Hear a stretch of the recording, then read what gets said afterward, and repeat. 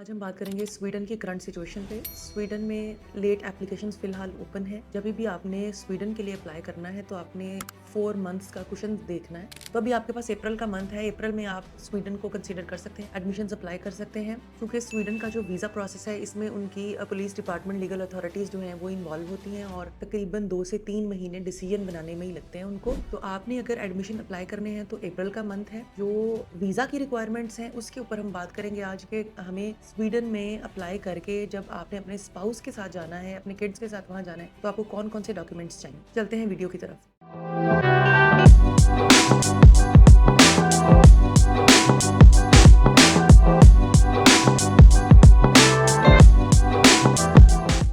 तो student visa के लिए जो इंपॉर्टेंट पॉइंट्स हैं उनमें सबसे पहले आपके बेसिक डॉक्यूमेंट्स हैं। आपके पास वैलिड पासपोर्ट होना चाहिए, यानी आप अप्लाई कर रहे हैं 2 ईयर्स की डिग्री के लिए। उसके बाद आपको 1 डेढ़ साल का पीएसडब्ल्यू मिलने वाला है। तो आपका जो पासपोर्ट है उसकी एक्सपायरी डेट 4 साल तक तो लाजमी होनी चाहिए। ऐसा नहीं है कि आपका 1 साल तक आपका जो है वो पासपोर्ट एक्सपायर होने वाला है या 2 साल के बाद एक्सपायर होगा और आप सोचें कि कोई बात नहीं, अभी हमने 1 साल का ही वीज़ा अप्लाई करना है, उसके बाद हम रिन्यू करवा लेंगे। ऐसा नहीं है। यहाँ पर आपने अप्लाई करने के लिए वैलिड पासपोर्ट को कंसीडर करना है। आपका पासपोर्ट जितना अरसा आपकी स्टडी प्लस पीएसडब्ल्यू होगा, आपने उतने अरसे की ही वैलिडिटी उसकी कंसीडर करनी है और कोशिश करनी है कि उसका फर्स्ट पेज, उसके अलावा सिग्नेचर वाला पेज और उसके अलावा आपकी अगर कोई ट्रैवल हिस्ट्री है तो वो तमाम पेजेस आपने स्कैन करने हैं और वो साथ आपने अपनी वीज़ा एप्लीकेशन यानी कि अपने रेजिडेंस परमिट जब अप्लाई करना है तो उसमें वो आपने साथ ऐड करने हैं। दूसरी जो इंपॉर्टेंट और बेसिक रिक्वायरमेंट है वो ये है कि आपके पास यूनिवर्सिटी का ऑफर लेटर होना चाहिए और बल्कि एक्सेप्टेंस लेटर होना चाहिए। जब आप ट्यूशन फी पे कर देते हो तो फिर आपको यूनिवर्सिटी एक्सेप्टेंस लेटर देती है, फाइनल एक्सेप्टेंस लेटर। जब आपने वीज़ा फाइल करना है आपने साथ में वो लेटर लाजमी फाइल करना है ताकि आप उनको एक प्रूफ दे सके कि आप वहाँ पर किस काम के लिए जा रहे हैं। उसके बाद हेल्थ इंश्योरेंस है। मेन एप्लीकेंट की हेल्थ इंश्योरेंस जो है वो स्वीडन की यूनिवर्सिटीज ही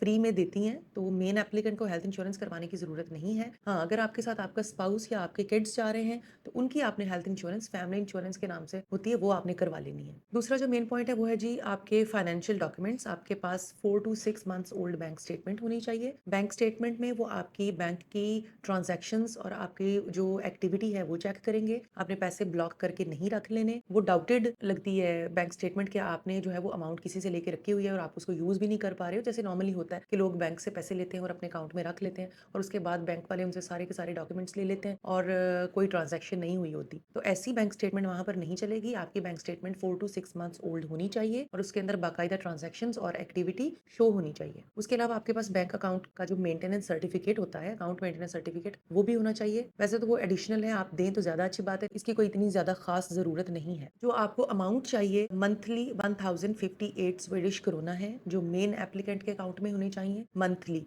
इनको आपने 12 महीनों से मल्टीप्लाई करना है। जितनी टोटल अमाउंट बनती है वो आपने अपने अकाउंट में अपनी बैंक स्टेटमेंट की अमाउंट शो करवानी है। आपका स्पाउस आपके साथ जा रहा है तो उसके अकाउंट में मंथली 4410 स्वीडिश क्रोना होनी चाहिए। इसको 12 से मल्टीप्लाई कीजिए और टोटल अमाउंट जो बने वो आपने अपने अकाउंट में यानी अपने स्पाउस के अकाउंट में बैंक स्टेटमेंट के तौर पर शो करवाने। आपके बच्चे साथ जा रहे हैं तो 2646 स्वीडिश क्रोना पर मंथ के हिसाब से आपने उनके अकाउंट में भी शो करवाने हैं। 1 साल की, अगर आप वीजा 1 साल का फाइल कर रहे हैं तो आपने 1 साल के फंड्स जो हैं वो शो करवाने हैं। अगर आप 2 साल का रेजिडेंस परमिट फाइल कर रहे हो तो फिर आपने इनको, ये जो मैंने अमाउंट्स अभी आपको बताई, इनको 24 से मल्टीप्लाई करके टोटल जितनी अमाउंट बनेगी वो आपने बैंक स्टेटमेंट शो करवानी है। उसके बाद एडिशनल सपोर्टिंग डॉक्यूमेंट्स आते हैं। उनमें फाइनेंशियल डॉक्यूमेंट्स, जो आपने बैंक स्टेटमेंट दी है उसका प्रूफ आपने देना है कि वो आपके पास अमाउंट कहाँ से आई है, किसने दी है। ठीक है, प्रूफ ऑफ फंड्स आपने देने हैं, सोर्स ऑफ फंड्स आपने देने हैं कि आपकी पर मंथ अर्निंग क्या है। आप वहाँ चले भी जाते हो तो भी आपको जो है अगर जरूरत पड़े तो आपको सपोर्ट पीछे से मिल सकती है या नहीं। उसके अलावा एफिडेविट्स वगैरह होंगे डिफरेंट टाइप के। आप जॉब करते हैं तो आपके पास एम्प्लॉयमेंट लेटर होना चाहिए, आपके पास अपॉइंटमेंट लेटर नहीं होना चाहिए। आपके पास बाकायदा एम्प्लॉयमेंट लेटर या एक्सपीरियंस लेटर होना चाहिए जिससे पता चले कि आपने कितना अरसा जॉब की है और कब से कर रहे हैं, अगर आप अभी भी जॉब कर रहे हैं तो। उसके अलावा आपकी लास्ट 3 सैलरी स्लिप्स होनी चाहिए फ्रेश। आपकी जो फैमिली आपके साथ जा रही है उसके डॉक्यूमेंट्स में क्या क्या है जी, उन तमाम के भी वैलिड पासपोर्ट्स होने चाहिए। आपकी एफआरसी होनी चाहिए यानी फैमिली रजिस्ट्रेशन सर्टिफिकेट। आपका एमआरसी होना चाहिए यानी मैरिज रजिस्ट्रेशन सर्टिफिकेट। आपके बच्चों के पासपोर्ट होने चाहिए, उन तमाम के बर्थ सर्टिफिकेट्स होने चाहिए, स्मार्ट कार्ड्स होने चाहिए और पुलिस करेक्टर सर्टिफिकेट की जरूरत नहीं है, वो आपको निकलवाने या अपोस्टाइल करवाने, टेस्ट करवाने की कोई जरूरत नहीं जब आप स्वीडन के लिए अप्लाई कर रहे हैं। तो आप रेजिडेंस परमिट जो है वो 1 ईयर का भी अप्लाई कर सकते हैं, 2 ईयर्स का भी कर सकते हैं। बेहतर यही है कि आप 2 साल वाला करें, लेकिन इसमें कोई इतना मज़ायका नहीं है, आप 1 साल वाला भी कर सकते हैं। अगर आपके पास फंड्स ज़्यादा हैं, तो आप 2 साल वाले को कंसीडर करें। अब 1 साल वाला रेज़िडेंस परमिट जब आपने फाइल करना है, तो आपने 13 मंथ्स वाला परमिट फाइल करना है और उसकी जो फ़ी है वो 1500 स्वीडिश क्रोना है। आपकी, आपके बच्चों की, आपके स्पाउस की जो बैंक स्टेटमेंट है मुफ़ा अटेस्टेड होनी चाहिए। जो एफिडेविट्स हैं, वो भी नोटराइज़ होने चाहिए। जो एफआरसी, एमआरसी है, वो भी मुफ़ा अटेस्टेड होने चाहिए। बच्चों के बर्थ सर्टिफिकेट मुफ़ा अटेस्टेड होने चाहिए, एफआरसी मुफ़ा अटेस्टेड होना चाहिए। बच्चों की जो वीज़ा फ़ी होगी वो 750 स्वीडिश क्रोना होगी फॉर 13 मंथ। स्पाउस की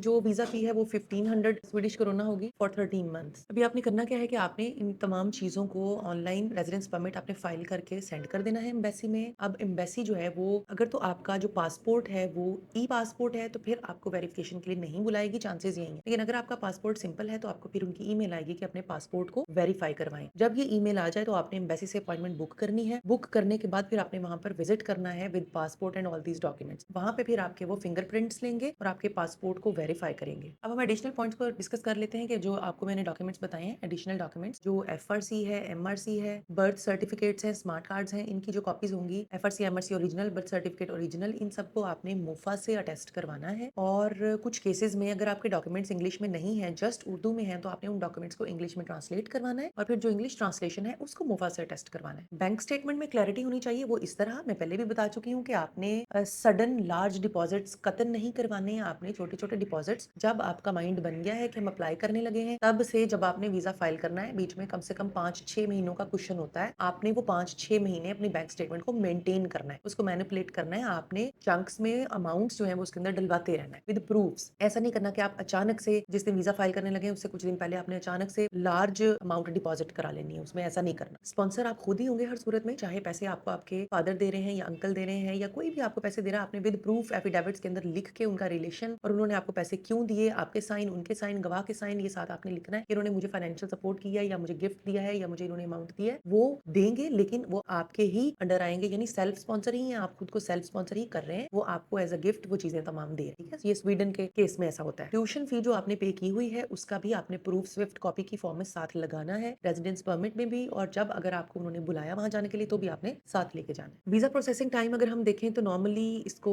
2 से 3 महीने लग जाते हैं। ठीक है, 2 से 3 महीने एक नॉर्मल टाइम है स्वीडिश वीजा अप्रूवल का और डिसीजन का, चूंकि इनकी एम्बेसी ने डिसीजन नहीं बनाना होता। एम्बेसी ने पुलिस डिपार्टमेंट को तमाम डॉक्यूमेंट्स, तमाम चीजें वेरीफाई करने के लिए भेजनी है स्वीडन में, वहां से सारा डाटा प्रोसीड होगा, वहां से सारी वेरिफिकेशन होंगी और फिर जो है वो डिसीजन बन के एम्बेसी में आएगा और फिर एम्बेसी आपको डिसीजन देती है। इंटरव्यू बायोमेट्रिक्स वही है कि अगर एम्बेसी आपको बुलाती है कि आके आप अपने डॉक्यूमेंट को, अपने ट्रैवल डॉक्यूमेंट को यानी अपने पासपोर्ट को वेरीफाई करवाएं, फिर आपने वहां पर जाना है, आपके बायोमेट्रिक्स होंगे, ठीक है, फिंगरप्रिंट्स यानी कि आपके होंगे और आपसे इंटरव्यू भी लिया जा सकता है कि आप क्यों जा रहे हैं, क्या है, तो उसके लिए भी आपने रेडी रहना है। तो आपसे आपका स्टडी प्लान पूछ सकते हैं, आपका रेजिडेंस प्लान पूछ सकते हैं, आपसे अकोमोडेशन पूछ सकते हैं, आपसे वापसी का प्लान पूछ सकते हैं, आपने यूनिवर्सिटी ये वाली क्यों सिलेक्ट की ये पूछ सकते हैं, आपके फाइनेंशियल सिचुएशन के बारे में डिस्कशन हो सकती है। ये सारी चीजें आपने बड़े बड़े जेन्युइन स्टूडेंट की तरह बतानी है, बड़े स्मूथली और बड़े कॉन्फिडेंस के साथ उनको ये सारे क्वेश्चंस को टैकल करना है। अकोमोडेशन आपसे वो पूछ ले तो आपने यूनिवर्सिटी का अगर अकोमोडेशन मिल रही है तो वो दिखानी है। अगर आपने पेड अकोमोडेशन लिया, जाहिर है अगर आप फैमिली के साथ जा रहे हैं तो फिर यूनिवर्सिटी आपको अकोमोडेशन नहीं देगी, आपको पेड अकोमोडेशन लेनी होगी, वो आपने उनको शो करवानी है कि जी ये मेरी अकोमोडेशन है, मैं जब वहां पहुंचूंगा तो मैंने सीधा इसी जगह पे जाके स्टे करना है। और जो बड़ी इंपॉर्टेंट बात ये है कि आपको आपके स्टडी प्लान में जो आपने प्रोग्राम चूज किया है उन दोनों की जो मैचिंग है, जो आपने पीछे पढ़ा और जो आपने अब चूज किया, इनमें सब में क्लैरिटी चाहिए। ठीक है, आपको अपना एजुकेशनल और अपना जो करियर पाथ है वो क्लियरली आपको यानी पता होना चाहिए कि मैं क्यों पढ़ने जा रहा हूँ, क्या पढ़ने जा रहा हूँ, उसके बाद मैं क्या करने वाला हूँ। कोई कंफ्यूजिंग स्टेटमेंट आपने नहीं देनी। अगर आपकी ट्रैवल हिस्ट्री है तो बेटर है कि आप वो शो करें, ये आपके यानी पासपोर्ट की लाइफ को ये एक वर्थ देती है, आपका एक एतमाद बनाती है कि आप ऑलरेडी भी फॉरेन विजिट कर चुके हैं और अभी आप जो है ना वो उसी तरह एक और विजिट ये आपका कि आप जाएंगे वहाँ स्टडी के लिए रहेंगे जितनी देर और उसके बाद वापस आए। मोस्ट इंपॉर्टेंटली जो चीज है कि आपने ये तमाम चीजों का रिकॉर्ड डिजिटली भी रखना है, यानी अपने लैपटॉप में या अपने फोन में बहुत अच्छे स्कैन इन तमाम डॉक्यूमेंट्स के रखने हैं और फिजिकली भी रखना है। हार्ड कॉपीज भी आपके पास एक फाइल, ट्रांसपेरेंट फाइल में